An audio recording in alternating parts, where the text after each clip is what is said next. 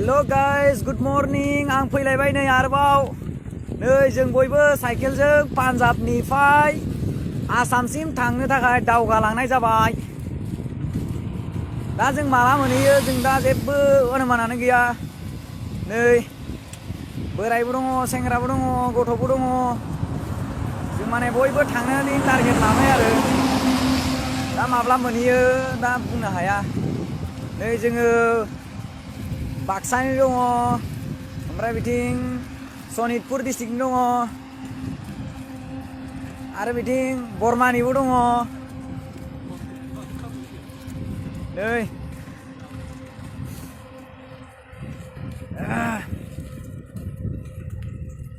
जों टटेलि 21 जन दङ, 21 साइकेलजोंनो मैयानो ओंखारदों, मैयानि 4टा बाजियाव फैदों जोङो।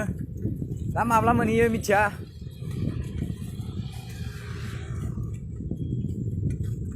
गाइस हाजासे मदद खालामना होदो आसाम सरकारनो एसे मोनहैनाय बायदि, जाहाथे जोंखौ अबावबाफोर पुलिसफोरा हमोबा जाहाथे जोंखौ सापर्ट मोनो।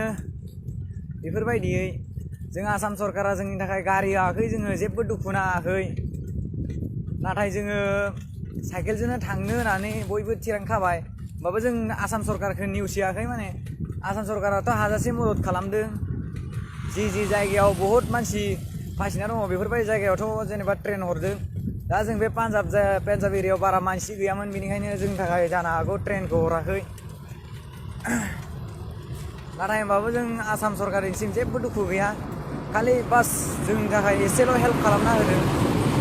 जों जाहाथे पुलिसफोरजों माजोंबा हमजायोबा एसे हेल्प मोनबानो जों माने जोबोद गोजोननाय मोनगौमोन आरो आसाम सरकारखौ थेंक्स होनगौमोन आरो थेंक इउ, गोरबो गोसोनिफ्राय थेंक इउ होनना बुंगौमोन। नै लोगोफोर,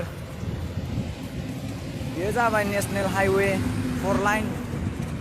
दा जों बिथिंसो थांनाय जायो ना बबेथिंबा गामिनि लामा हमनाय जायो जोंबो मिथिया दायो। नाथाय हाजासे इनि मानसिफोरा बयबो हेल्प खालामदों। नाथाय बेफोरबायदिनो बयबो जुदि हेल्प खालामलाङोबा जों माने गुरैयै आसामसिम मोनहैगौमोन आरो सहसै।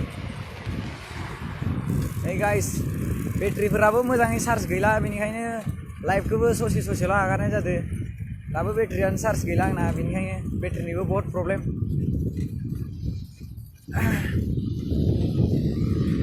हाजासे शेयार खालामना हो,